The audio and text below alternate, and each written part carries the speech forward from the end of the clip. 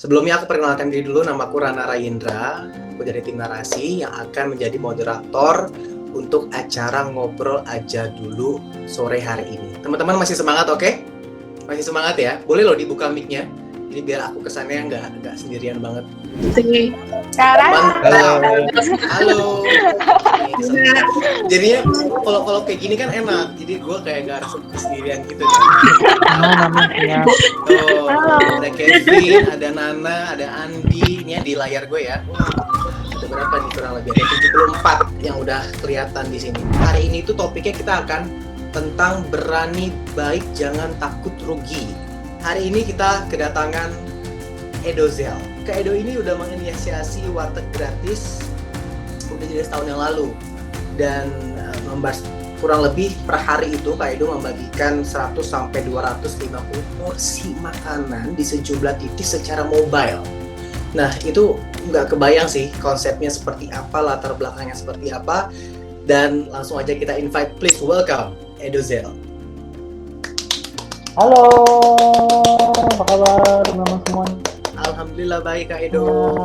Dan juga karena ini sesuatu yang istilahnya continuity kan, continuity yang biasanya orang-orang itu ya hanya beberapa momen gitu, misalkan membagikan makanan saat lebaran atau lagi puasa atau momen-momen tertentu. Tapi ini lu punya konsep yang memang keren banget, yang istilahnya akan establish, akan setiap hari akan ada. Nah, gue pengen tahu latar belakang lu membangun warteg gratis itu apa? latar belakang ya. Jadi dulu pada saat saya SMA kan saya masih tinggal sendiri di Jakarta, istilahnya merantau lah gitu di Jakarta. Saya makan malam tuh selalu bingung mau makan apa dan mau makan di mana yang murah tapi bisa mengenyangkan lah gitu. Tapi ya balik lagi, tetap aja saya kesusahan uang.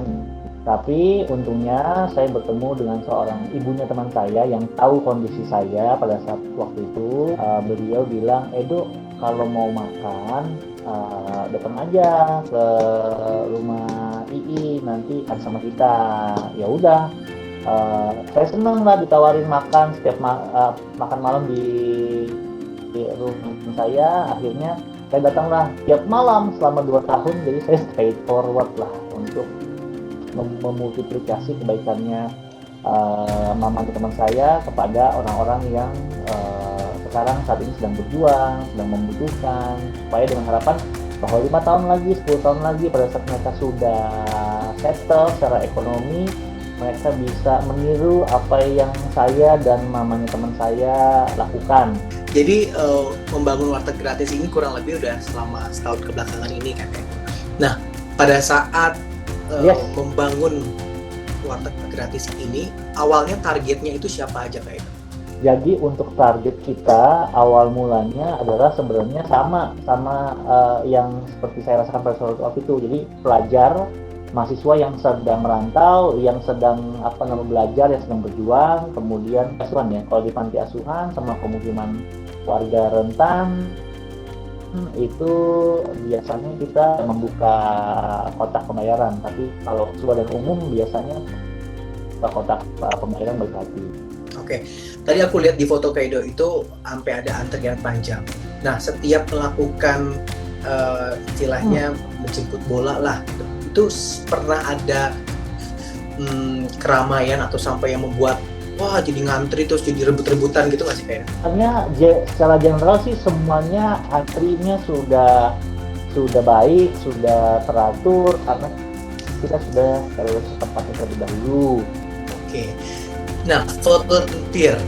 Mungkin teman-teman di sini ada yang sedikit nanya, volunteer itu gimana cara daftarnya, atau apakah yang donatur itu otomatis juga jadi volunteer, itu gimana kayak mekanisme? Kalau volunteer adalah teman-teman yang bergabung tangan, apakah mereka masak, apakah mereka surfing, apakah mereka menjaga keamanan, apakah mereka sesi repot kayak gitu, itu nggak dibayar teman-teman. Oke, ini dari Jason Mikael. Kak Edo, ada nggak sih yang nge-hate? Kalau ada, bagaimana menghadapinya? Makasih Kak. Oke, yang nge-hate ada rumah yang sebenarnya bukan ngehits ya, lebih ke nyinyir sih. Itu lumayan banyak di awal-awal. Nomor satu, nyinyirnya, oh yang tadi saya bilang, harusnya makanan nggak usah terlalu mewah-mewah gitu. Itu harusnya jangan begitu kak, harusnya begini kak, itu harusnya begini. Itu bukan makanan sehat, itu makanan apa namanya, fast food atau macam-macam lah, apa namanya, netizen gitu. Oh ini mah pamer apa segala macam kayak gitu-gitu. Kita terus ini kok kenapa yang dikasih makan mahasiswa bukannya pemulung atau yang lain, karena lagi fotonya lagi sesi mahasiswa. Jadi kebanyakan sih yang nyinyir karena tidak mengerti konsep dan juga yang sedang kita lakukan. Kenapa kita posting di sosial media? Nomor satu, karena salah satu visi misi kita yaitu adalah multiplikasi kebaikan. Kita pengen menginspirasi lebih banyak orang sehingga saya vokal untuk bercerita di di channel-channel YouTube lain, di channelnya narasi seperti ini, supaya cerita kita tuh menjadi inspirasi bagi banyak orang. Jadi kita menginspirasi, karena itu kita di sosial media aktif. Udah cukup kak, terima kasih. Oke, siap. Sama-sama. Oke, selanjutnya kita pertanyaan dari ini ada yang keren. Ivi Kristianti. Halo Kak Edo, saya Ivi dari Pontianak. Apakah susah dan apakah ada halangan awal handle sudah franchising di luar kota Jakarta, apalagi dengan pandemik sekarang ini? Kak Edo bagaimana handle-nya kalau kasus seperti sekarang ini? Apakah ada plan untuk kasusnya? Terima kasih. Oke, kesusahan sih pasti banyak, masalah sih pasti ada, dan kita selalu coba hanya beradaptasi dan juga melakukan yang terbaik. Kalau selama pandemi ini memang kalau teman-teman kita lihat di fotonya kan banyak yang berkumpul tuh. Nah, itu selama pandemi dan PSBB ini tidak bisa lagi. Sebagai gantinya, sekarang mobil gratis tidak berhenti di satu tempat. Jadi kita berjalan, kemudian kalau ada teman-teman yang sedang bekerja, misalnya untuk sedang ada di jalan, kita berhenti, kasih makanannya atau kasih sembako, kemudian kita jalan lagi gitu, sehingga orang tidak melihat kemudian berkerumun kayak gitu. Itu sih salah satu solusinya, cuma perbedaan SOP aja. Selain itu kita juga bantu pembuatan APD, hazmat, kemudian bagi sembako, kita bikin hand sanitizer sendiri, kita bikin masker sendiri untuk jadi masker gratis dan hand sanitizer gratis. Sistem operasional warteg gratis selama pandemi ini dan penyesuaian operasional bisnisnya itu bagaimana? Jadi ada berbagai perubahan yang kita lakukan. Yang paling basic adalah sistem pembagiannya sekarang udah nggak berhenti di satu tempat, tapi kita terus berjalan seperti yang saya ceritakan. Jadi kalau ada teman-teman yang membutuhkan, kita langsung berhenti, kemudian berikan makanan atau sembako, langsung kita berjalan lagi. Jadi kita bekerja sama dengan warteg-warteg sekitar di seluruh Jakarta, di seluruh Jabodetabek, yang merupakan partner dari Wahyu. Jadi kita membeli makanan dari mereka, dan juga mereka warteg-warteg ini akan langsung menyalurkannya ke warga-warga yang rentan ekonomi. Jadi di satu sisi kita membantu warteg-warteg supaya roda ekonomi terus berputar, kita juga membantu teman-teman masyarakat rentan supaya bisa tetap di rumah aja tapi tetap bisa makan. Banyak kegiatan kita yang kita sesuaikan, termasuk kita kemarin lelang sepatu warteg gratis, kemudian bikin hand sanitizer gratis, kemudian bikin hazmat, kemudian masker warteg gratis. Jadi apa yang dibutuhkan masyarakat tapi tidak terjangkau, kita coba supply itu. Nana. Oke, Nana. Mbak Nana berubah ya sekarang? Iya. Ini berubah memang. Salam kenal, saya Nana dari komunitas Mata Kita Regional NTT. Untuk saat ini masih di Yogyakarta, terjebak COVID. Ya.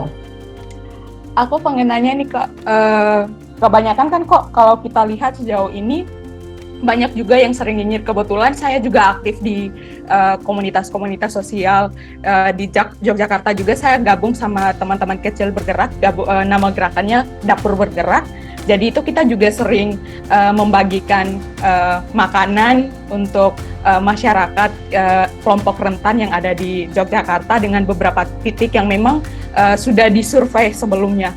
Nah, banyak juga yang sering mengatakan kalau kita keseringan bagi makanan ke masyarakat atau kelompok rentan, kadang-kadang mereka akan merasa nyaman, merasa keenakan karena pasti udah berharap akan ada yang berikan makanan dan nggak ada usaha untuk menghidupi diri sendiri gitu loh kok.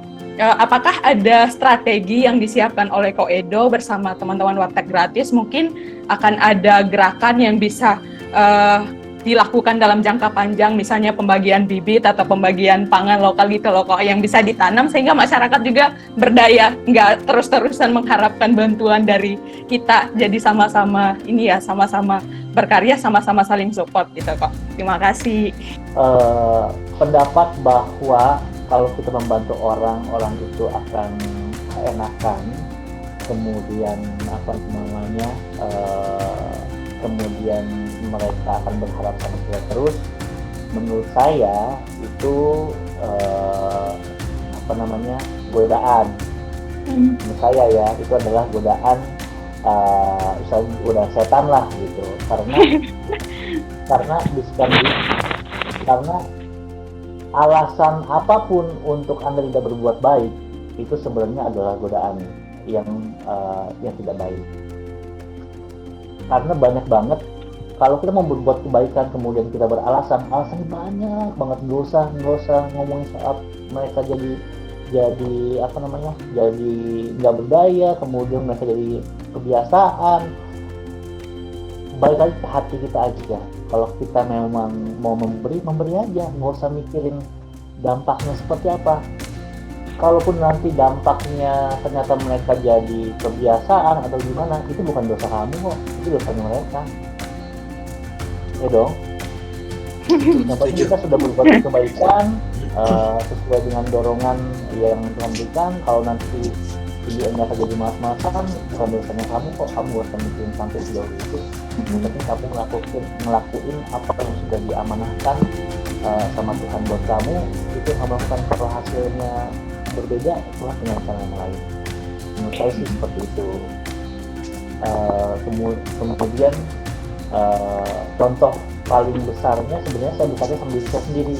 Apakah selama 2 tahun saya dikasih makan setiap malam? Saya dikasih makan setiap malam loh, pas minggu sekali. Kalau kerja kan seminggu sekali kan paling ya kan? Gerakan paling seminggu sekali kita kumpul-kumpul. Saya setiap malam dibantu. Ini terus setiap malam. Apakah saya jadi mengandalkan dia selama 2 tahun? Ya, betul. Setiap malam saya selalu berharap dapat makan gratis dari mamanya teman saya. Tapi pada saat saya sudah settle secara ekonomi, sudah bisa makan sendiri, teman-teman bisa lihat sendiri, ternyata saya tergerak untuk melakukan hal yang sama. Oke. Nah, kalau sesuai dengan judul kita hari ini, Kak, berbuat baik tanpa takut rugi. Nah, itu mendorong teman-teman supaya campaign-nya itu bisa berani berbuat baik tanpa takut rugi. Itu gimana, Kak? Gini aja. Dunia ini nggak perlu banyak orang sukses. Dunia ini gitu banyak